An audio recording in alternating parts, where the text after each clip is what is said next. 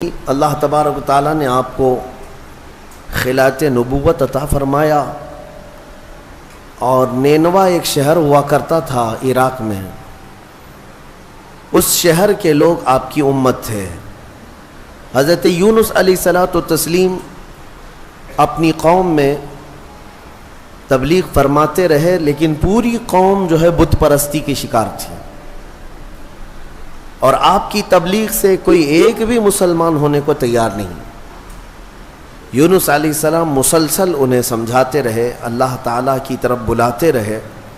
پھر ایک وقت ایسا آیا کہ حضرت یونس علیہ السلام نے اللہ رب العزت کی بارگاہ میں عرض کیا کہ مولا، یہ میری قوم سنتی نہیں ہے، یہ راہ ہدایت پر آنا ہی نہیں چاہتی، میں انہیں کتنے دنوں سے تبلیغ کر رہا ہوں اور تیرے راہ کی طرف بلاتا ہوں، مگر ان میں سے کوئی نہیں آتا۔ اللہ عز و جل نے فرمایا، یونس بس ٹھیک ہے، اپنی قوم کو بشارت سنا دو عذاب کی، کہ بس 3 دن کے بعد خوفناک عذاب آئے گا اور اس میں وہ سب ہلاک و برباد ہو جائیں گے۔ حضرت یونس علیہ السلام اپنی قوم میں آئے اور اپنی قوم سے آخری مرتبہ کہا کہ دیکھو، اللہ عز و جل کی طرف سے مجھے یہ وحی آئی کہ اب اللہ تعالیٰ اس بستی پر عذاب نازل فرمائے گا، اور ایسا عذاب کہ تمہارے ساری نشانیاں ختم ہو جائیں گی۔ تو قوم میں بہت سارے لوگوں نے مذاق اڑایا کہ یہ ایسے ہی ڈرا رہے ہیں، بات کچھ ہے نہیں۔ لیکن ان میں سے جو عقل والے لوگ تھے، بوڑھے لوگ تھے، انہوں نے کہا، ہم نے آج تک یونس کو کبھی جھوٹ کہتے ہوئے نہیں سنا علیہ الصلاۃ والتسلیم۔ حضرت یونس علیہ السلام یا کوئی بھی نبی ہو، اعلان نبوت سے پہلے یا بعد میں کبھی انبیاء سے کوئی گناہ سرزد نہیں ہوتا۔ تو سارے لوگوں نے کہا، ہم نے آج تک انہیں کبھی جھوٹ بولتے ہوئے نہیں سنا یا مذاق کرتے ہوئے بھی نہیں دیکھا، تو بھلا کیوں ہمارے ساتھ ایسی بات کہیں گے؟ سوچو بچار میں تھے۔ پھر فیصلہ یہ کیا قوم نے کہ دیکھتے ہیں، 3 دن کا انہوں نے ٹائم دیا، اگر وہ 3 دن تک ہماری بستی میں ہی رہتے ہیں تو اس کا مطلب ہے یہ انہوں نے ایسی ڈرانے کے لیے کہا، اور اگر وہ نہیں رہتے ہیں بستی میں تو اس کا مطلب ہے کہ عذاب آئے گا۔ اور ہوا ایسی ہی۔ حضرت یونس علیہ السلام نے اپنی قوم کو ڈیٹ بتا دی، دن بتا دیا کہ اس دن تک عذاب آئے گا۔ اس سے پہلے حضرت یونس علیہ السلام بستی چھوڑ کر چلے گئے۔ اس بستی میں آپ نے قیام نہیں فرمایا۔ جس بستی میں عذاب آنے والا ہو، اللہ کے نبی نہیں رہتے۔ ہاں، جن بستیوں میں عذاب آیا ہے وہ نبیوں کے جانے کے بعد آیا ہے، نبی کے ہوتے ہوئے کسی قوم پر عذاب کبھی نہیں۔ ہاں، کہ نبیوں کو بھی اس عذاب میں آنا ہوا ہو، نہیں، ایسا نہیں ہے۔ حضرت یونس علیہ السلام پہاڑیوں میں چلے گئے۔ اب بستی کے لوگوں نے دیکھا 1 دن باقی تھا جو میعاد کا تھا، جو بتایا ہوا تھا۔ تو لوگوں نے صبح اٹھ کر کے دیکھا تو آسمان پر گھنے بادل چھائے ہوئے ہیں، ڈر کا ماحول ہے، اور پوری بستی میں ایک عجیب سی کیفیت طاری ہے، یعنی سناٹا طاری ہے اور ہو کا عالم ہے۔ آسمان پر گھنگور گھٹائیں چھائی ہیں اور ڈراؤنی شکل کی بدلیاں۔ تو لوگ ڈر گئے اور کہا، یونس علیہ السلام سچ کہتے تھے، اللہ کا عذاب آنے والا ہے، ہم جس بت پرستی میں تھے اس سے ہمیں توبہ کرنا ہوگا۔ تو سارے کے سارے لوگ اپنے اپنے گھروں سے نکل آئے، بچے، بوڑھے، جوان، مرد، عورتیں، سارے کے سارے میدان میں جمع ہوئے اور رونے لگے، گڑ گڑانے لگے، توبہ کرنے لگے اللہ کی بارگاہ میں۔ اور پھر سبوں نے مل کر کے کہا، اے رب ذوالجلال، ہم اپنے پرانے تمام بتوں کو ختم کرتے ہیں، تو ہی ہمارا خالق ہے، تو ہی ہمارا رب ہے، ایک تیری وحدانیت پر ہم یقین کرتے ہیں۔ اور اللہ رب العزت کی وحدانیت کے وہ قائل ہوئے، ایمان لائے۔ تو پھر اس کے بعد اللہ تبارک و تعالیٰ قرآن میں ارشاد فرماتا ہے، لما آمنوا کشفنا عنہم العذاب۔ جب وہ لوگ ایمان لے آئے تو اللہ تعالیٰ نے اپنا عذاب ان سے ہٹا لیا، جو عذاب آ چکا تھا وہ ٹل گیا۔ بہت کم ایسا تاریخ میں ملا ہے کہ عذاب آیا ہو اور ہونے سے پہلے پھر چلا گیا ہو، لیکن جب بھی عذاب ٹلا ہے تو وہ توبہ کی برکت سے ٹلا. جب قوم توبہ کرتی ہے اللہ عذاب اٹھا لیتا ہے، عذاب کو دور کیا. آج ہم نے تلاوت کیا اس میں پارے میں. اب وہ بستی والے سارے کے سارے مومن ہو گئے، ایمان لائے. اور اس کے بعد یونس علیہ السلام تو تھے ہی نہیں بستی میں. انہوں نے دیکھا، رات کو وہ محسوس کر رہے تھے کہ عذاب آنے والا ہے، آنے والا ہے، دور بیٹھ کر کے آپ دیکھ رہے تھے. لیکن پھر دن گزرتے ہی عذاب ٹل گیا، آسمان صاف ہو گیا. تو حضرت یونس علیہ السلام کے دل میں یہ خیال گزرا کہ اب واپس اگر میں بستی میں جاؤں تو کہیں لوگ مجھے جھوٹا نہ کہیں. میں نے اللہ کے عذاب سے انہیں ڈرایا تھا اور دن بھی بتایا تھا، عذاب نہیں آیا تو کہیں لوگ مجھے جھوٹا نہ کہیں. اس لیے یونس علیہ السلام اپنی بستی میں جانے کی بجائے ایک لمبے سفر پر چل پڑے، اپنی قوم کی طرف نہیں آئے. انہوں نے کشتی میں سواری کی اور نکل پڑے. ان کا ارادہ تھا بہت دور دراز علاقے میں چلا جاؤں گا.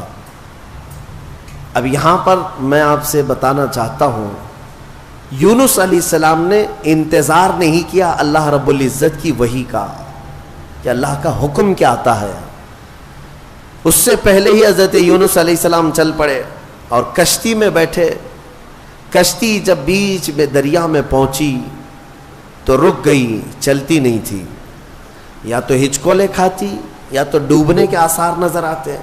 اور اس زمانے میں یہ مشہور تھا کہ اگر کسی کا بھاگا ہوا غلام کشتی میں سوار ہے تو کشتی آگے نہیں بڑھتی ہے، بیچ دریا میں پہنچ کر کے کشتی رک جایا کرتی. اس زمانے میں یہ مشہور تھا. تو جب کشتی بیچ دریا میں رکی تو لوگوں نے جو سوار تھے کہنا شروع کیا کہ لگتا ہے اس کشتی میں کوئی بھاگا ہوا غلام ہے، جس کی وجہ سے کشتی نہ آگے بڑھتی ہے اور بلکہ ڈوبنے جیسے آثار نظر آتے ہیں. حضرت یونس علیہ السلام نے ان سب کے سامنے کہا، ہاں میں وہ غلام ہوں جو اپنے رب سے بھاگ کر آیا، میں ہی ہوں، انتظار کیے بغیر آ گیا ہوں. لیکن آپ کی شرافت دیکھ کر کے لوگوں نے آپ کے ساتھ اچھا معاملہ کیا. لیکن ہوتا یہ تھا کہ جو بھاگا ہوا غلام ہے اسے اٹھا کر کشتی سے سمندر میں پھینکا جاتا تھا، تب کشتی آگے بڑھتی تھی. اب بیچ دریا میں ہے. لوگوں نے یہ کہا کہ نہیں، یونس علیہ السلام چہرے سے اتنے شریف ہیں، اخلاق کے اتنے اعلیٰ ہیں، یہ ایسا نہیں کر سکتے. لہٰذا کشتی میں بیٹھے ہوئے سارے لوگوں نے قرعہ اندازی کی کہ جس کا نام نکلے گا اس کو سمندر میں ڈالا جائے گا، اس کو دریا میں ڈال دیا جائے گا. تو قرعہ میں حضرت یونس علیہ السلام کا ہی نام نکلا. جب قرعہ اندازی کی گئی ان کا ہی نام نکلا. پھر بھی کشتی والوں نے کہا دل نہیں مانتا ہے کہ اتنے اعلیٰ اخلاق والے، اتنے حسین چہرے والے کسی نیک آدمی کو دریا میں ڈال دیا جائے. پھر دوبارہ قرعہ اندازی کی گئی. دوسری بار جب قرعہ اندازی کی گئی تو پھر یونس علیہ السلام کا نام آیا. تیسری بار قرعہ اندازی کی گئی، پھر حضرت یونس کا نام آیا. تو مجبوراً سب لوگوں کا اتفاق ہوا، حضرت یونس علیہ السلام کو اٹھا کر کے دریا میں ڈال دیا گیا. یہ حضرت یونس علیہ السلام کا دریا میں جیسے ہی ڈالا جانا تھا، دریا میں موجود ایک بہت ہی بڑی قسم کی مچھلی نے منہ کھولا اور آپ کو نگل لیا. حضرت یونس علیہ السلام کو مچھلی نے نگل لیا. اب آپ مچھلی کے پیٹ میں چلے گئے، لیکن ایک بات یاد رکھیں، مچھلی کی غذا بن کر کے نہیں گئے تھے آپ کہ مچھلی نے نبی کو غذا بنا لیا ہو، لقمہ بنا لیا ہو، بلکہ مچھلی کو حکم تھا کہ یہ تیری غذا نہیں ہے بلکہ یہ میرے نبی کی امان گاہ ہے، حفاظت گاہ ہے. اور مچھلی کے پیٹ میں یونس علیہ السلام گھنٹہ، 2 گھنٹہ، 3 گھنٹہ، دن، 2 دن نہیں، 40 دن تک رہے. 40 دن تک مچھلی کے پیٹ میں رہے اور وہ دریا میں آپ کو لے کر گھومتی رہی. مچھلی کے پیٹ میں اندر رہنا کیا یہ ممکن ہے یا ناممکن ہے؟ میرے عزیزوں، آپ کو حیرت ہوگی، تھوڑا سا آپ مطالعہ کریں اور سرچ کریں تو آپ کو پتا چلے گا آج کی دنیا میں بھی سائنس میں یہ ریسرچ سے ثابت ہوا ہے. 2 ایسے لوگ ملے جن کو ویل مچھلی نے نگل لیا تھا. ایک شخص 8 دن کے بعد باہر نکلا, ایک آدمی 3 دن کے بعد باہر نکلا, لیکن دونوں زندہ نکلے. یہ اس صدی کی بات کر رہا ہوں میں, اس زمانے کی. اور یونس علیہ السلام تو اللہ کے نبی ہیں, لیکن بات اتنی ہے کہ مولا جس کو جہاں چاہے محفوظ رکھے, یہ وہ قادر مطلق ہے. 40 دن تک اندر رہے. اس مچھلی کے پیٹ میں جو چیز ہوتی ہے وہ کیا ہوتی ہے؟ ایک راستہ ہوتا ہے, پھسلنے والا راستہ جو چربی کی طرح ہوتا ہے, اور اندر جانے کے بعد ایک بڑا گھر کی طرح سے اس کا پیٹ. بس یہ ہے کہ نرم ملائم گھر تو ہوتا ہے, لیکن روشنی کہیں سے نہیں ہوتی, بالکل اندھیرا. باقی سب آرام کی چیزیں ہیں. زندگی کے لیے انسان کے مچھلی کے پیٹ میں بھی آرائش ہے یا اہتمام ہے, لیکن روشنی کا کوئی انتظام نہیں. یونس علیہ السلام اس اندھیری کوٹھری کے اندر یعنی مچھلی کے پیٹ کے اندر 40 دن بتائے, 40 دن. لیکن آپ کو میں بتاتا ہوں کہ یونس علیہ الصلوۃ والتسلیم مچھلی کے پیٹ میں جانے کے بعد مسلسل رب ذوالجلال کی بارگاہ میں دعا کرتے رہے کہ مولا تو مجھے معاف فرما دے, میں اپنی بستی سے جلد چلا آیا تیرے حکم کا انتظار کیے بغیر, مجھے تو معاف فرما دے. یہ دعا چلتی رہی یہاں تک کہ قرآن کہتا ہے وَظَنُّونِ إِذْ ذَهَبَ مُغَاضِبًا فَظَنَّ أَن لَّن نَّقْدِرَ عَلَيْهِ فَنَادَىٰ فِي الظُّلُمَاتِ أَن لَّا إِلَٰهَ إِلَّا أَنتَ سُبْحَانَكَ إِنِّي كُنتُ مِنَ الظَّالِمِينَ. رب تعالیٰ فرماتا ہے مچھلی والا, ذنون کہا گیا یونس علیہ السلام. یونس علیہ السلام کا ایک لقب آیا ہے ذنون, مچھلی والا. جب ناراض ہو کر کے نکلا اپنے شہر سے, اپنی بستی سے, تو مچھلی کے پیٹ میں پہنچا دیا گیا. فنادا فی الظلمات, اللہ فرماتا پھر اندھیریوں میں اس نے پکارا. اندھیریوں میں, ظلمات کہتے اندھیری, اتنی اندھیریاں کہ ہاتھ بھی نظر نہ آئے. اندھیریوں میں اس نے پکارا. کیا پکارا یونس علیہ السلام نے؟ لا الہ الا انت سبحانک انی کنت من الظالمین. اس کو آیت کریمہ کہتے ہیں نا, بہت ہی اثر انداز ہے, بہت ہی اثر انداز. اللہ تبارک و تعالیٰ کی تسبیح ہے. یونس علیہ السلام نے یوں عرض کیا کوئی معبود نہیں سوائے تیرے اے مولا, تجھی کو پاکی ہو, تجھی کو پاکی ہو. انی کنت من الظالمین, اپنے متعلق اعتراف کیا. اور اللہ تبارک و تعالیٰ کو یہ جملہ اتنا پسند آیا کہ فوراً مولا فرماتا ہے فاستجبنا لہ ونجیناہ من الغم. ہم نے فوراً ان کی دعا کو قبول کر لیا اور ان کو اس غم سے آزاد کر دیا. اللہ تبارک و تعالیٰ نے فوراً آزاد کیا. کیا کیا؟ مچھلی نے کنارے پر آ کر اگل دیا اور حضرت یونس علیہ السلام باہر آئے. باہر آنے کے بعد جانتے ہیں آپ کی کیفیت کیا تھی؟ ساحل پر آپ لیٹے رہے ایسے کہ آپ ہاتھ بھی نہیں اٹھا سکتے تھے, پیر بھی نہیں اٹھا پاتے, اور جسم اتنا کمزور, اتنا نحیف ہو چکا تھا, پورا جسم سفید ہو چکا تھا, پورا جسم سفید. اور آپ 8 دن تک بے ہوش رہے وہیں ساحل پر, اور اس کے بعد 40 دن تک سوئے رہے وہیں پر, اٹھ نہیں پائے 40 دن تک. لیکن رب ذوالجلال نے وہاں پر آپ کا کیا انتظام فرمایا تھا؟ حدیث پاک میں بھی ملتا ہے آپ کے سر کے پاس اللہ نے کدو کی بیل پیدا فرمائی, کدو کی بیل. اور کدو قریب آپ کے منہ کے قریب آتا اور آپ بغیر کسی محنت کے اسے کھا لیا کرتے تھے. اور ایک ہرن آتی جو آپ کو قریب سے دودھ پلا کر چلی جاتی تھی. آپ کو میں حدیث پاک بتاؤں, حضور پاک صلی اللہ تعالی علیہ وسلم کے پاس ایک صحابی نے کدو پیش کیا, تو میرے آقا صلی اللہ تعالیٰ علیہ وسلم نے لیا اور مسکرایا اور فرمایا یہ میرے بھائی یونس کا پھل ہے، اور حضور نے اسے پسند فرمایا. اور کدو کے فوائد آج بھی لوگ گنا رہے ہیں. جب نہایت کمزوری ہو تو کدو کو کھانے سے فوری طور پر طاقت پیدا ہوتی ہے. جتنی بھی اس کے اندر کمیاں آئی ہوں اس کدو کے ذریعے سے اس کی اصلاح ہوتی ہے. بلکہ عاشقوں کی جماعت اس کو کدو نہیں کدو شریف کہا کرتے ہیں. ہاں، حضور پاک صلی اللہ تعالیٰ علیہ وسلم کی مرغوب غذا ہے، پسندیدہ ہے. نبیوں سے جو چیز ریلیٹڈ ہو جائے وہ یقیناً شریف تو ہوتی ہے.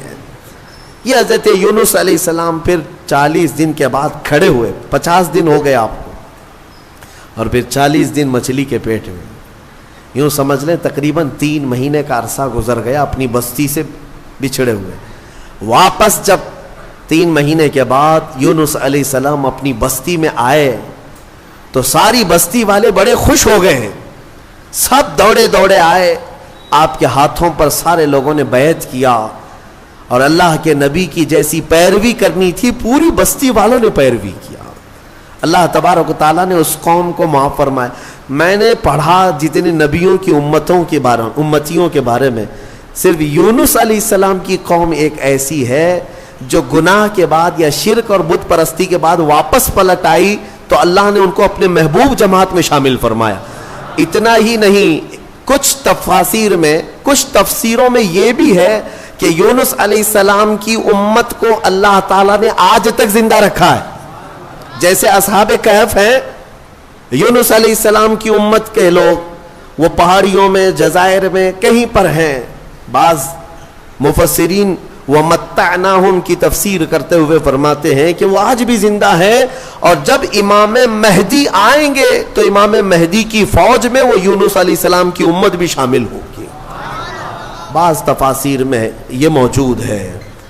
تو یعنی میرے عزیزوں اس میں کئی چیزیں موجود ہیں. پہلی بات تو یہ ہے، میں آج ہی کہہ رہا تھا کبھی کبھار ہمیں یہ احساس ہوتا ہے حالات دیکھنے کے بعد کہ قوم کو ہم بھی صبح شام بیدار کرنے کی کوشش کرتے رہتے ہیں. کچھ ہمارے خلاف بولتے ہیں، یا کچھ ہمیں طعن و تشنیع کرتے ہیں، یا کچھ ہمیں گالیاں دیتے ہیں. ٹھیک ہے، سب کا اپنا اپنا حصہ ہے. لیکن انسانی فطرت ہوتی ہے، کبھی انسان اوب جاتا ہے. کیا ان کے پیچھے سر کھپائیں، چھوڑو جانے دو. قوم اپنے اپنے راہ دیکھے گی، میں اپنی اصلاح کر لوں، آخرت میں مجھے جواب دینا ہے. سچ بتاؤں، آج ہی میں کہہ بھی رہا تھا اس بات کو کہ کبھی دل کرتا ہے کہ یہ حالات جو آج ظالم بنا رہے ہیں، ایک بات دیکھ رہے ظلم کی ایسی نئی صورتیں یہ لا رہے ہیں کہ انہیں ہر چیز سے اب تکلیف ہونے لگ گئی. اذان سے، نماز سے، ٹوپی سے، داڑھی سے، برقعے سے، قرآن سے، اسلام سے، میرے نبی کے نام سے. کیا چیز بچایا گیا؟ ساری چیزیں دھیرے دھیرے. بلکہ آپ یہ بھی کام شروع کر دیا گیا کہ ادھر اذان ہو رہی ہو اور ادھر سامنے مسجد کے باہر کچھ شرپسند ناچ گانے کر رہے ہوں، وہ اپنی آوازیں بلند کر رہے ہوں. یہ شیطانی شرارتیں عروج پر آ رہی ہیں، تیز ہوتی جا رہی ہیں. ان حالات میں ہماری قوم کی ذمہ داریاں کیا تھیں؟ کیا یہ آپس میں گتھم گتھا رہے، علماء کی ٹانگ پکڑ کر کے کھینچے، ایک دوسرے کو قتل کرنے کے منصوبے بنائے؟ اسی لیے کسی نے کہا تھا کہ نشیمن سے دھواں اٹھتا ہے اور تم کہتے ہو ساون ہے. گھر کو آگ لگی ہوئی ہے، گھر جل رہا ہے، اور تم کہہ رہے ہو کہ ساون کا مہینہ چل رہا ہے. میرے عزیزوں، ان چیزوں سے اوپ کر کے کبھی ہم اگر یہ سوچتے ہیں کہ چھوڑو جانے دو، ہم جنگل کی طرف چلتے ہیں 2 بکریاں لے کر کے. میرے آقا صلی اللہ علیہ وسلم کی حدیث بھی ہے، وہ شخص اخیر زمانے میں اپنا ایمان بچا لے جائے گا جو چند بکریاں لے کر کے جنگلوں کی طرف چلا جائے گا. کبھی ہم یہ سوچتے ہیں، لیکن پھر سورہ یونس پڑھنے کے بعد یہ پتا چلتا ہے نہیں، اللہ کا حکم ہے کہ پھر قوم کو کس کے حوالے چھوڑ آئے تھے. اگر اس بات پر پکڑ ہو گئی، وہ اللہ کے نبی یونس علیہ السلام کو اللہ تبارک و تعالیٰ نے 40 دن مچھلی کے پیٹ میں اندھیریوں میں گزروایا، صرف اس لیے کہ وہ قوم کو چھوڑ کر کے آئے تھے. ہاں، علماء کو قوم کو چھوڑ کر جانے کی اجازت بھی نہیں ہے. بہرحال ہم دعا یہی کرتے ہیں کہ مولا تبارک و تعالی کسی کے ذریعے سے امت مصطفیٰ کی اصلاح عطا فرمائے، انہیں ہدایت عطا فرمائے۔ میرے عزیزوں، دوسری بات مجھے یہ عرض کرنی ہے کہ قوم یونس شرک بھی کر رہی تھی، بت پرستی بھی کر رہی تھی، لیکن سچے دل سے ایمان لانے کے بعد آیا ہوا عذاب ٹل گیا۔ بدلیاں چھا چکی تھی، پورے آسمان پر نظر آ رہی تھی، وہ عذاب ٹل گیا۔ میں آج پھر سے یہی کہتا ہوں، اگر یہ ظالم مسلط کیے گئے ہیں تو یہ بھی اللہ کا ایک عذاب ہے، اللہ کا عذاب ہے۔ تمہارے سروں پر اگر نیچ قسم کے لوگوں کو مسلط کیا جا رہا ہے تو یہ عذاب ہے، اور عذاب ٹلنے کے لیے توبہ ضروری ہے۔ اجتماعی طور پر اگر آج بھی لوگ توبہ کی طرف آ جائیں اور سچے دل سے اپنے اخلاق اور اپنے اعمال کی اصلاح کر لیں تو مجھے امید ہی نہیں بلکہ یقین ہے کہ مولا ان ظالموں کو کیفر کردار تک پہنچائے گا اور پھر تمہیں کھویا ہوا وقار ضرور عطا فرمائے گا۔ بزرگوں نے ہمارے فرمایا ہے کہ ہمیں واپس ملے گی ساری چیزیں، لیکن شرط یہ ہے ان کنتم مؤمنین، تم سچے ایمان والے تو ہو جاؤ، حضور پاک صلی اللہ تعالی علیہ وسلم کے قدموں کی طرف تو آ جاؤ۔ اور سبوں نے جگہ جگہ کر کے تمہیں یہ پیغامات دیے ہیں، اٹھو وگرنہ حشر نہ ہوگا پھر کبھی، دوڑو کہ زمانہ چال اپنی چل گیا۔ بہت شارٹ ٹائم تمہارے پاس ہے اے میرے عزیزوں، لمیٹڈ پیریڈ میں تمہاری زندگی ختم ہونے والی ہے۔ مجھے کبھی کبھار یہ سوچ کر کے حیرت ہوتی ہے کہ ہمارے بچوں کا مستقبل کیا ہوگا، وہ کس قدر چیلنجز سے ان کی زندگی گزرے گی پتہ نہیں ہے۔ آج علماء کی کثرت ابھی بھی موجود ہے، جبکہ آج آپ کے حالات یہ ہیں کہ کوئی ایک بھی اپنے بچے کو عالم بنانا نہیں چاہتا، حافظ نہیں بنانا چاہتا۔ ختم ہو جائیں گے، یہ ختم ہو جائیں گے، یہ محرابیں خالی ہو جائیں، اذان دینے کے لیے کوئی ملتا نہیں ہے۔ اور یہ حدیث پاک میں ملتا بھی ہے، حضور پاک صلی اللہ علیہ وسلم نے ارشاد فرمایا کہ لوگ اپنی نمازوں کی امامت کے لیے ڈھونڈا کریں گے اور کوئی نہیں ملے گا، پھر لوگ جاہلوں کو اپنا سردار بنائیں گے، وہ زمانہ آئے گا۔ ان چھوٹے بچوں کا میں سوچتا ہوں کہ یہ کیسے چیلنجز سے ان کی زندگی گزرے گی۔ آج کتے بھونک رہے ہیں اور سر چڑھ کر کے ناچ رہے ہیں، انہیں نشہ ہے، غرور ہے، گھمنڈ ہے، تخت کا، طاقت کا، حکومت کا، اور آپ دیکھ رہے ہیں یہ کے بعد دیکھ رہے یہ ظلم کی نئی نئی داستانیں لکھنا چاہتے ہیں۔ جو چیز کبھی سنا بھی نہیں تھا وہ اب ٹاپک شروع ہو چکے ہیں۔ مسجدوں کی تاریخ نکالی جائے گی۔ میں آپ کو آج سے کئی سال پہلے کہتا تھا، آج پھر سے میں کہتا ہوں، یاد رکھنا بات یہاں تک بھی آئے گی کہ تمہارا کلمہ طیبہ بھی انہیں گڑنے لگ جائے گا، کلمہ طیبہ بھی تمہارا لا الہ الا اللہ کہنا ان کے لیے گڑنے اور چبھنے لگ جائے گا۔ پھر وہ اس بات پر بھی آئیں گے کہ تم ہمارے خداؤں کا انکار کرتے ہو۔ ظاہر سی بات ہے، کلمہ طیبہ ہے ہی بنیادی اس بات پر ہے۔ یہ ان حالات کی طرف میں صرف اس لیے بار بار تنبیہ کرتا ہوں کہ اگر آج ہم اپنے اخلاق اور اعمال کی اصلاح نہیں کریں گے تو کل کا آنے والا دن ہمارے لیے اور بھی اندھیریاں لے آئے گا، اور بھی سخت ترین ہوگا۔ بہرحال سورہ یونس کے اختتام ہو چکے۔ سورہ توبہ کی آخری آیت مجھے عرض کرنی تھی جو بڑی فضیلت والی بھی ہے۔ دو آیتیں ہیں اور بڑی فضیلت والی آیتیں ہیں، جس میں اللہ تعالیٰ فرماتا ہے لَقَدْ جَاءَكُمْ رَسُولٌ مِّنْ أَنفُسِكُمْ عَزِيزٌ عَلَيْهِ مَا عَنِتُّمْ حَرِيصٌ عَلَيْكُمْ بِالْمُؤْمِنِينَ رَءُوفٌ رَحِيمٌ۔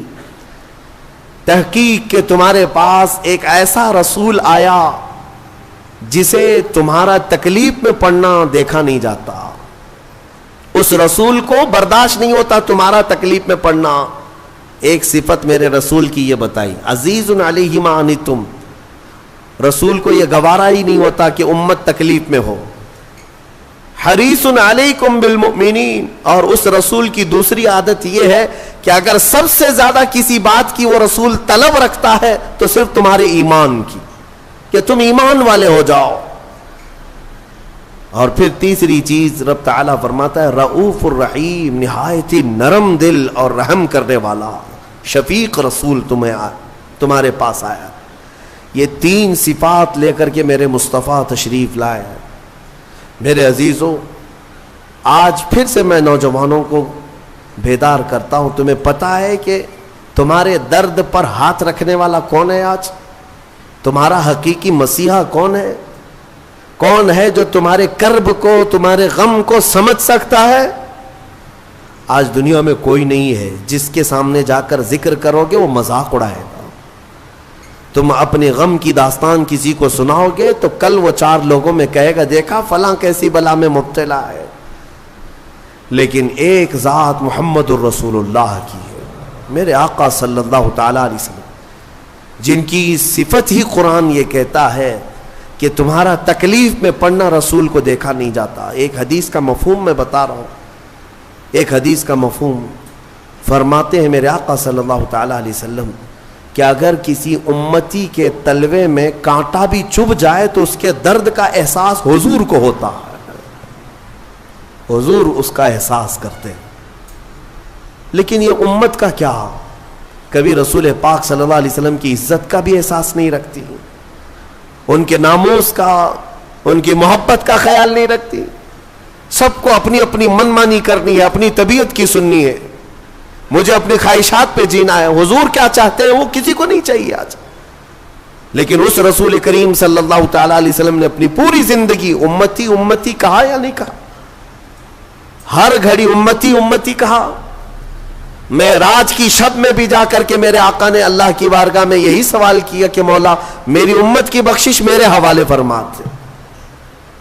معراج کی شب میں قبر کی گود میں بی بی آمنہ کے ہاں دودھ پینے کے ایام میں اور پھر مدینہ طیبہ کے احوال میں رسول کریم صلی اللہ تعالیٰ علیہ وسلم نے سب سے زیادہ یاد کیا ہم جیسے نکموں کو یاد کیا، ہم جیسے گنہگاروں کو یاد کیا، بلکہ رویا بھی کرتے تھے اپنی امت کی یاد میں. اعلیٰ حضرت فاضل بریلوی رضی اللہ تعالیٰ عنہ فرماتے ہیں اللہ کیا جہنم اب بھی نہ سرد ہوگا، رو رو کے مصطفیٰ نے دریا بہا دیے. کس بات پر رویا کرتے تھے؟ ماں عائشہ صدیقہ فرماتی ہیں کہ رات کو بستر پر سوئے ہوتے رسول پاک صلی اللہ علیہ وسلم، پھر اچانک بستر چھوڑ کر اٹھ جاتے، عبادت کے لیے کھڑے ہو جاتے. کھڑے ہوتے اتنا کہ فجر ہوتی، اور حضرت عائشہ فرماتی ہیں حضور کی پنڈلیاں سوج جاتی تھیں، میں کپڑے سے سینک سینک کر کے نرم کیا کرتی. اور کبھی اگر بجلی کڑکے باہر یا ابر چھا جائے حضور اپنے گھر سے باہر نکل آتے، ہاتھ پھیلا کر مولا کی بارگاہ میں دعا کرتے کہ مولا ان بجلیوں کو دور کر دے، اس ابر کو ہٹا دے. حضرت عائشہ فرماتی ہے میں پوچھا کرتی کہ میرے آقا آپ جب بھی بجلیاں کڑکتی ہیں ابر چھاتا ہے تو کیوں گھبراتے؟ آپ فرماتے اے عائشہ پچھلی امتوں پر جب بھی عذاب آتا تھا تو پہلے بجلیاں آتی تھیں پھر ابر چھاتا تھا، تو میں اسی بات کا خوف رکھتا ہوں کہ کہیں یہ ابر اور یہ بجلیاں میری امت پر عذاب نہ بن جائیں. میں اللہ کی بارگاہ میں دعا کر کے ان چیزوں کو ٹال دیا کرتا ہوں. کون ہے؟ اسی لیے اعلیٰ حضرت نے فرمایا تھا جو نہ بھولا ہم غریبوں کو رضا، یاد اس کی اپنی عادت کیجیے. اے سنی مسلمانوں، اگر حضور کو یاد نہ کرو گے تو پھر کس کو یاد کرو گے؟ نبی پاک صلی اللہ تعالیٰ علیہ وسلم کے متعلق ایک بات میں صرف اتنی کہہ دوں، رونگٹے کھڑے ہو جاتے ہیں، جسم میں کپ کپی طاری ہو جاتی ہے. وہ وقت جب آپ کا آخری تھا، ظاہری دنیا سے رخصتی کا وقت ہے. حجرہ عائشہ میں میرے آقا آرام کر رہے ہیں، بخار کی شدت ہے، ملک الموت اندر داخل ہوئے، حضور کی اجازت سے روح قبض کرنے آئے تھے. یہ سکرات کا جو وقت ہوتا ہے نا، نزع کا وقت بہت شدید ہوتا ہے. آپ ایکسپلین میں نہیں کر سکتا کہ وہ وقت کیسا ہوتا ہے، کیونکہ جو جھیلا ہے وہ پھر واپس آیا نہیں بتانے کے لیے. نزع کا وقت، اس میں انسان اپنے ماں باپ کو بھول جاتا ہے، پہچان نہیں پاتا اپنے بیٹوں کو بیٹیوں کو، حتیٰ کہ بعض نزع کی کیفیت اتنی سخت ہوتی ہے کہ اپنا نام بھول جاتا ہے، نہیں یاد رہتا، اپنے آپ کو بھول جاتا ہے نزع کے وقت. لیکن میرے مصطفیٰ کریم صلی اللہ تعالیٰ علیہ وسلم اس کیفیت میں جب نزع کا وقت تھا، ملک الموت قریب آئے تو کیا پوچھا جانتے ہیں؟ پوچھتے ہیں اے اسرائیل یہ نزع کا وقت بڑا سخت ہوتا ہے، بہت درد والا ہوتا ہے. بتا تو ذرا کیا میری امت کو بھی اس حالت سے گزارا جائے گا؟ جو نہ بھولا ہم غریبوں کو رضا. اس کیفیت میں ہر کوئی اپنے آپ میں رہتا ہے. اگر وہ رسول نزا کے وقت بھی اگر اپنی امت کو یاد کرتے ہوں تو کیا امت پر اتنا بھی حق نہیں ہے کہ آج اپنے حبیب پاک کی عزت کے لیے اور حضور پاک صلی اللہ تعالی علیہ وسلم کی ناموس کے لیے جو بہانے بازیاں کی جا رہی؟ میرے عزیزوں، بہرحال کہنے کو بہت ساری چیزیں ہیں. بعض کو ایسا لگتا ہوگا کہ ہم کوئی فیلڈ بنا رہے ہیں، ہمارا اب بچا کیا ہے. میں جس طرح آپ کے درمیان بیانات کر رہا ہوں سب کو پتا ہے. بہت سارے لوگ ڈرتے بھی ہیں، بہت سارے لوگوں کو پتا ہے کہ کیا ہونا ہے، ان کے ساتھ کیا کیا جائے گا. لیکن میں صرف یہی چیز محسوس کرتا ہوں، جب تک اللہ نے آواز دی ہے یا جب تک اللہ نے طاقت دی ہے یہ امانت منتقل کر دی جائے، ورنہ قبر میں جا کر میرے مصطفیٰ کریم صلی اللہ علیہ وسلم کی بارگاہ میں شرمندہ نہ ہونا پڑے، ذلیل و رسوا ہونا نہ پڑے. کیونکہ سامنا تو اس رسول کا کرنا ہی ہے، قبر میں ہو یا حشر میں ہو. اگر رسول کریم صلی اللہ تعالی علیہ وسلم نے پکڑ کر پوچھ لیا کیا تو اسی جگہ سے آیا ہے جہاں سے مجھے گندی گالیاں دی جاتی تھیں اور تو سن کر کے خاموش رہا کرتا تھا، ہمارے پاس جواب کیا رہ جائے گا؟ اے میرے عزیزوں، بات میں صرف اتنی عرض کرنا چاہتا ہوں کہ قرآن اس رسول کے بارے میں کہتا ہے عزیز علیہ ما عنتم. اس رسول کو تمہارا تکلیف میں پڑنا برداشت نہیں. تمہارا تو تمہارا، وہ ایک لکڑی کے رونے کو بھی برداشت نہیں کرتے، وہ ایک ہرن کے رونے کو برداشت نہیں کرتے. امتی تو بہت الگ بات ہے.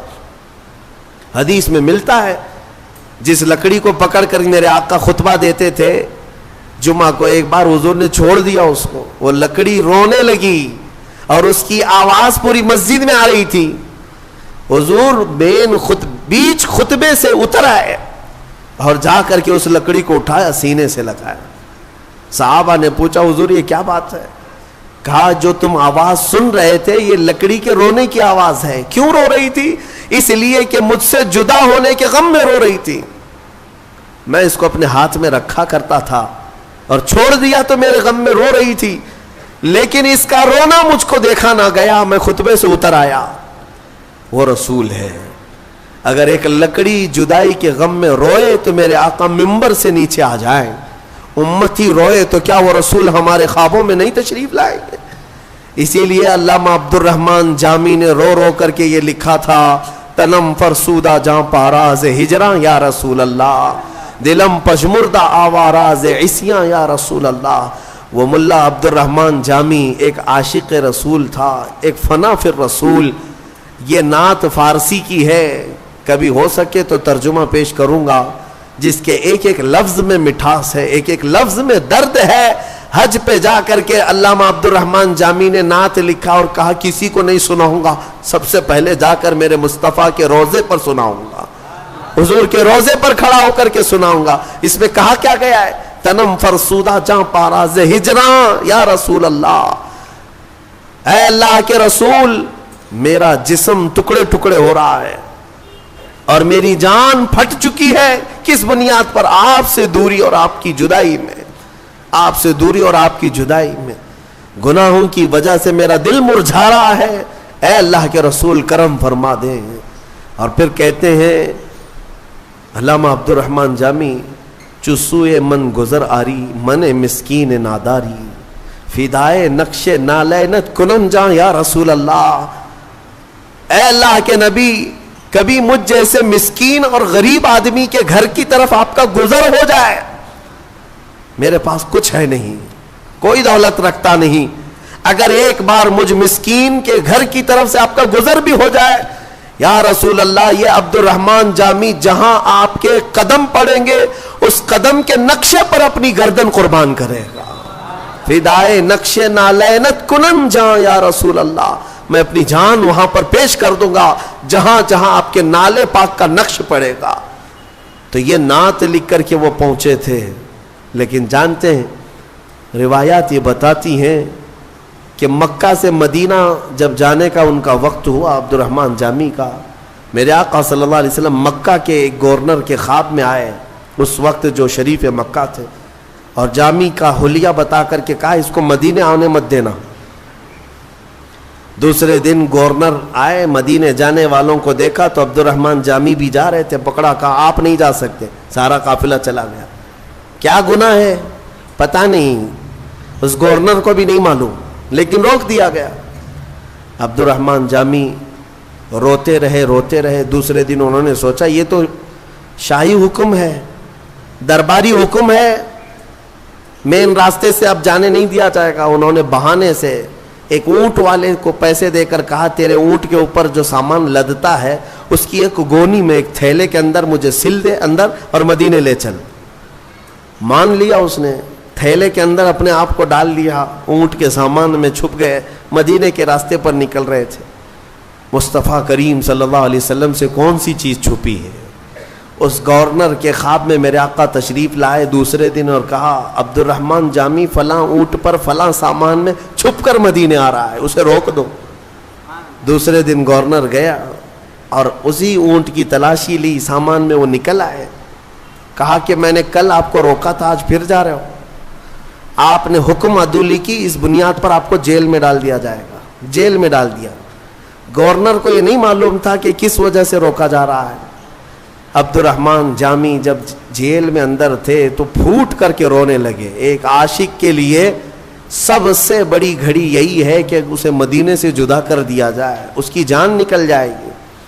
یاد وطن ستم کی یادشت حرم سے لائی کیوں، اعلیٰ حضرت نے بھی یہی فرمایا ہے، پھر کے گلی گلی تباہ ٹھوکریں سب کی کھائی کیوں، دل کو جو عقل دے خدا تیری گلی سے جائے کیوں۔ مدینے میں اپنے گھر کی یاد آ جانا بھی اعلیٰ حضرت کہتے ہیں یہ ظلم ہے۔ مدینے میں اگر اپنا گھر یاد آ گیا یہ ظلم ہے۔ مدینے میں رہ کر کے اگر کسی کو اپنا وطن یاد آ رہا ہے تو عبد الرحمن جامی کو جیل میں رکھا گیا تو رونے لگ گئے، بے قرار ہو گئے اور پکارنے لگے میرے آقا کو، یا رسول اللہ رحم فرمائیں، کیا قصور ہے میرا۔ شریف مکہ گورنر مکہ کو حضور اکرم صلی اللہ علیہ وسلم نے خواب میں پوچھا تیسرے دن کیا کیا تو نے عبد الرحمن جامی کے ساتھ؟ کہا اس کو جیل میں بند کر دیا۔ کہا کیوں؟ کہا کہ پتہ نہیں 2 مرتبہ اسے روکا گیا، پھر بھی وہ جانے کی بار بار کوشش کر رہا ہے، اس لیے جیل میں ڈال دیا گیا۔ پتہ نہیں کون سی غلطیاں ہیں اس کی، کون سی خطائیں، میرے آقا آپ کے مدینے میں وہ نہیں آ سکتا۔ اللہ کے حبیب صلی اللہ علیہ وسلم نے جو فرمایا وہی بات مجھے عرض کرنی ہے۔ کہا کہ عبد الرحمن جامی کو اس لیے نہیں روکا گیا کہ وہ خطا کار ہے، اس لیے میں روک رہا ہوں کہ وہ آ کر میری قبر کے پاس ایک نعت سنانے والا ہے، اگر وہ سنایا تو مجھے اپنی قبر سے باہر آنا ہوگا۔ اللہ اکبر۔ یعنی میرے مصطفیٰ کریم صلی اللہ علیہ وسلم آج بھی غلاموں کی دستگیری فرماتے ہیں، آج بھی درد کا احساس میرے آقا رکھتے ہیں۔ امام بوصیری کے ساتھ کیا ہوا؟ فالج کے موقع پر جب آپ کو لقوہ مار گیا تب آپ نے قصیدہ بردہ لکھا تھا، مولا یا صلی وسلم دائماً ابدا، 170 اشعار لکھے تھے۔ فالج ہوا تھا لقوہ، اور اس وقت بھی میرے آقا خواب میں تشریف لائے اور صرف ہاتھ ان کے جسم پر پھیر کر دعا کیا کہ اللہ تجھے شفا دے دے، اور جو تو نے میری تعریف میں قصیدہ لکھا لے میں اپنی چادر تجھے تحفے میں دیتا ہوں۔ چادر بھی عطا کی، اتنا دیا سرکار نے مجھ کو جتنی میری اوقات نہیں، یہ تو ان کا کرم ہے ورنہ مجھ میں تو ایسی بات نہیں۔ میرے کریم سے اگر قطرہ کسی نے مانگا دریا بہا دیے ہیں، دربے بہا دیے ہیں، اور اسی لیے میرے امام اعلیٰ حضرت نے سچ کہا ہے، کون دیتا ہے دینے کو منہ چاہیے، اور دینے والا ہے سچا۔ میرے آقا صلی اللہ علیہ وسلم کو اگر تم نہیں محسوس کر پائے تو آج آ جاؤ، اس آیت کو پڑھو۔ حضرت ابوبکر شبلی رحمۃ اللہ علیہ، اس بات پر میں سمیٹتا ہوں گفتگو کو، حضرت ابوبکر شبلی یہ سلسلہ قادریہ کے بڑے بزرگ ہیں، غوث پاک کے دادا مرشد ہوتے ہیں۔ حضرت ابوبکر شبلی رحمۃ اللہ تعالی علیہ، آپ نے خواب میں ایک عالم دین کو دیکھا، نہیں، ایک عالم دین نے خواب میں حضرت ابوبکر شبلی کو دیکھا کہ رسول کریم صلی اللہ تعالی علیہ وسلم کے بالکل بغل میں بیٹھے ہوئے، घुटने से घुटना लगा करके बैठे हुए हैं। तो वो सुबह उठ करके दौड़े दौड़े आए और हजरत शिबली के पास कहा कि मैंने इस हालत में आपको देखा ख्वाब में, रसूल करीम सल्लल्लाहु ताला अलैहि वसल्लम से इतने करीब आप बैठे हुए। वो रोने लगे, कहा कि तुमने जो देखा वो सही है। फिर पूछा आप क्या करते हैं, मुझे भी तो बताएं। हजरत शिबली ने ये फरमाया, मैं हर फर्ज नमाज के बाद ये पढ़ता हूँ, लक़द जाअकुम रसूलुम मिन अनफुसिकुम अज़ीज़ुन अलैहि मा अनित्तुम हरीसुन अलैकुम बिल मुमिनीना रऊफ़ुर रहीम। मेरा ये अमल है, बस इसी की पाबंदी की बुनियाद पर मेरे आका ने मुझे इतना करीब किया कि जब भी दीदार होता है हुजूर का तो मुझे बिल्कुल करीब बिठाया करते हैं। इस आयत करीमा को इसीलिए मैंने आपके सामने पढ़ा। अल्हम्दुलिल्लाह हमारा मामूल है बहुत सालों से, इसके तजुर्बात भी हमने देखे, इसलिए आप सब भी इसका विर्द रखें, हर नमाज के बाद इस आयत को ज़रूर पढ़ा करें। ये दो आयतें सूरह तौबा की आखिर की, इसमें मेरे आका सल्लल्लाहु ताला अलैहि वसल्लम की तारीफ में मौला ने फरमाया अज़ीज़ुन अलैहि मा अनित्तुम, एक कि उन्हें तुम्हारा तकलीफ में पढ़ना देखा नहीं जाता, दूसरे ये कि वो ईमान की तलब रखते हैं तुम्हारे, सिर्फ और सिर्फ तुम ईमान ले आओ। हुजूर की यही एक तलब है, यही ख्वाहिश। आपको पता है वो मक्का का वक्त एक मर्तबा ऐसा हुआ कि अबू जहल जालिम मरदूद लईन ने मेरे आका पर हाथ उठाए थे हरम पाक में, खाने काबा के अंदर। हुजूर अकरम सल्लल्लाहु ताला अलैहि वसल्लम पर हाथ उठाया और जख्मी किया। हुजूर अकरम सल्लल्लाहु ताला अलैहि वसल्लम को उसने जो ये गुस्ताखी की, लोग बैठकर तमाशा देखते रहे, कोई करीब नहीं आया। हुजूर वहां से फिर चल पड़े, अपने घर आए। उस वक्त हुजूर के चचा अमीर हमजा, वो पहलवान थे मक्का के, लेकिन ईमान वाले नहीं थे। उनको अपना दूसरा दीन जो मक्का वालों का था वो पसंद था, ईमान नहीं लाए थे। काफी लोग ला चुके थे लेकिन अमीर हमजा नहीं लाए। तो अमीर हमजा शिकार से वापस आ रहे थे, बीच रास्ते में किसी ने पकड़ करके उनसे कहा, हमजा आज तुम्हारे भतीजे मोहम्मद पर अबू जहल ने इतना हाथ उठाया, सबके सामने उसने मारा, किसी ने कुछ नहीं कहा। अमीर हमजा को गैरत जाग गई, अपने भाई का खून तो है, ईमान लाए हुए नहीं है, कुफ्र में, उसके बावजूद हुजूर पाक सल्लल्लाहु ताला अलैहि वसल्लम चूंकि सगे भतीजे हैं अमीर हमजा के, गैरत जाग गई। हुजूर के पास आए ही नहीं, सीधे हरम में गए। अबू जहल मीटिंग में बैठा हुआ था लोगों के दरमियान, उसका जामा पकड़ा, कॉलर पकड़ा, खींचते हुए सहन में लाए और बीच सहन में लाकर उसको इतना लातों से घोंसों से मारा, खूब मारा। और उसके बाद कहा, खबरदार, तू समझता है कि मोहम्मद यतीम हो गया और उसके घर में कोई नहीं, इसके बाद अगर उंगली भी उठाएगा तो तोड़ डालूंगा।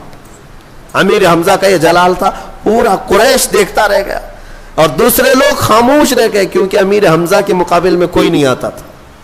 अबू जहल खूब पीटा, मारा गया और उसके बाद दुम दबाकर चला भी गया। अमीर हमजा चूंकि बदला ले चुके थे और आवाज भी बुलंद हो गई लोगों के दरमियान कि हाँ, मोहम्मद को जितना सल्लल्लाहु अलैहि वसल्लम इसने अबू जहल ने हाथ लगाया, उससे कई गुना ज्यादा तो अमीर हमजा ने पीट डाला उसको। हजरत अमीर हमजा आए हुजूर को ढूंढते हुए कि खुशखबरी दे दूं, कहाँ है? हुजूर एक जगह बैठे हुए थे। आए, कहा, भतीजे आज का हादसा मुझे पता चला कि उस मरदूद ने तुम पर हाथ उठाया, मुझसे बर्दाश्त नहीं हुआ, मेरी गैरत नहीं, गवारा नहीं किया। मैं आता भी तुमसे मिलने तो कैसे आता, इसलिए सीधे मैं शिकार से हरम में गया और पहले उसको अच्छी तरह से पीटा हूं, लोगों से पूछो, खूब मारा हूं और फिर तुम्हारे पास आया हूं, बदला ले चुका हूं। हुजूर सुनते रहे। अमीर हमजा बोलते रहे। फिर थोड़ी देर के बाद अमीर हमजा ने कहा कि भूल जाओ गम को, अब मुस्कुरा तो दो। हुजूर की मुस्कुराहट के तलबगार थे, आप मुस्कुरा दो, अभी जो हो गया खत्म, मैंने बदला ले लिया आपकी तरफ से। मेरे आका ने चेहरा उठाया और पूछा, हमजा आप मेरी खुशी चाहते हो, मेरी मुस्कुराहट चाहते हो? कहा हाँ। मेरे आका ने फरमाया, बदले से मैं नहीं मुस्कुराऊंगा, एक बार आप ईमान ले आओ, मैं मुस्कुरा दूंगा। कल मैं तैयबा पढ़ो। امیر حمزہ کہتے ہیں دنیا کا کوئی انسان ایسا نہیں ہوگا کہ وہ اپنے دشمن سے بدلہ لے لینے کے بعد خوش نہ ہوتا ہو. صرف میں نے محمد کو دیکھا وہ جیتے ہیں تو بدلہ لینے کے لیے نہیں بلکہ لوگوں کے ایمان کی طلب میں جیتے ہیں. وہی قرآن کہتا ہے حریص علیکم بالمؤمنین, وہ رسول تمہارے پاس آیا ہے جسے صرف تمہارے ایمان کی طلب ہے, تمہارے ایمان کی طلب. اور رؤوف الرحیم, نہایت ہی نرم اور نہایت ہی شفقت کرنے والا.